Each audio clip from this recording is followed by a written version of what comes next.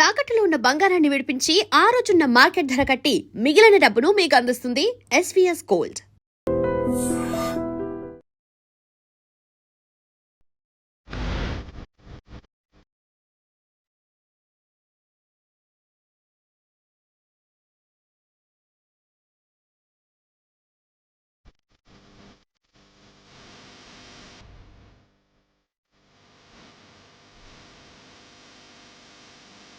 మేడారం హుండీల లెక్కింపుల్లో కోట్ల ఆదాయం వస్తోంది. ఇప్పటి వరకు 5 రోజుల పాటు హుండీల లెక్కింపు ప్రక్రియ పూర్తయిపోయింది. ఇక్కడ 11.83 కోట్ల ఆదాయం ఇప్పటికే వచ్చినట్టు అధికారులు అయితే వెల్లడిస్తున్నారు.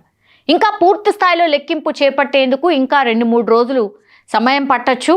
అండ్ హుండీలో 18 దేశాలకు చెందినటువంటి కరెన్సీ లభించినట్టు చెప్తూ ఉన్నారు.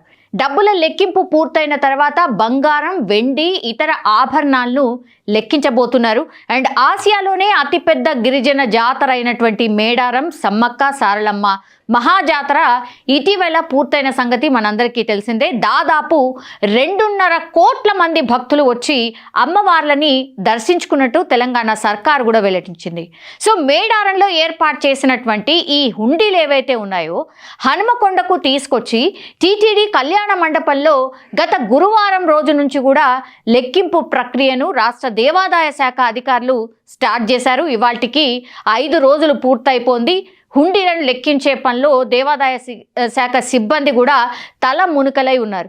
ఇక 5వ రోజు 163 హుండీలను లెక్కించిన అటువంటి అధికారులు ఇప్పటి వరకైతే ఆదాయం వివరాలను వెల్లడించిన పరిస్థితి.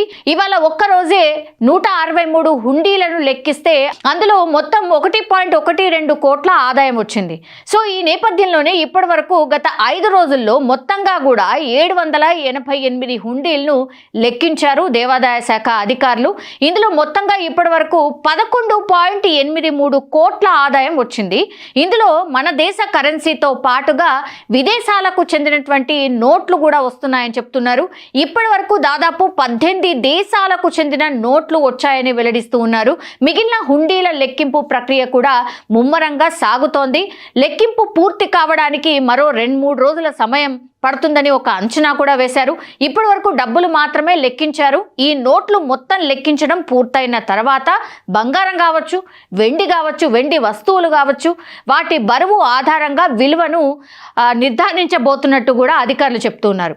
ఇక మేడారం మహాజాతరలో ఏర్పాటు చేసినటువంటి హుండీల ద్వారా వచ్చిన మొత్తం ఆదాయంలో 33% మేడారం పూజారులకు అందించబోతున్నారు.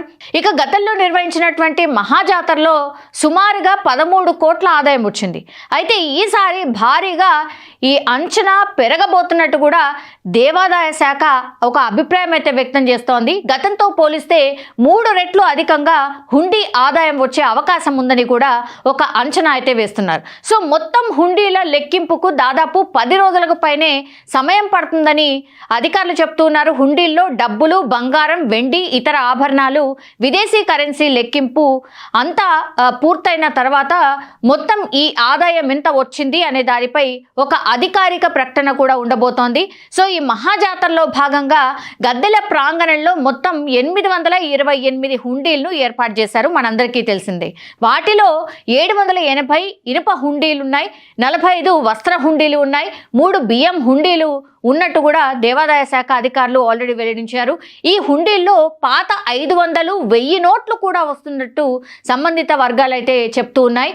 సో మరికొందరు భక్తులు పేపర్లు, నోట్లపై తమ కోరికలను రాసి కూడా వాటిని తీర్చాలంటూ సమ్మక్క సారలమ్మ గద్దెల దగ్గర ఈ హుండీల్లో వేసినట్టుగా కూడా అధికారులు చెప్తున్నటువంటి సిచ్యువేషన్ అయితే కనిపిస్తోంది. ఇంకా 2-3 రోజుల్లో ఈ పూర్తి ప్రక్రియ పూర్తయిన తర్వాత ఈసారి ఎంత ఎక్స్పెక్టేషన్ ఉంది అని అంటే 20 కోట్ల వరకు ఆదాయం వచ్చే అవకాశం ఉన్నట్టు అయితే అధికారులు అయితే భావిస్తున్నటువంటి పరిస్థితి. ప్రస్తుతం అయితే హుండీల లెక్కింపు కొనసాగుతోంది. నిజంగా ప్రస్తుతం ఉన్నటువంటి సమాజం దేనికి ప్రయారిటీ ఇస్తుంది? ఆర్థిక సంబంధాల చుట్టూ మాత్రమే తిరుగుతుంది. మళ్ళీ ఎన్నికలంగానే చాలా విరక్తి కలుగుతాను.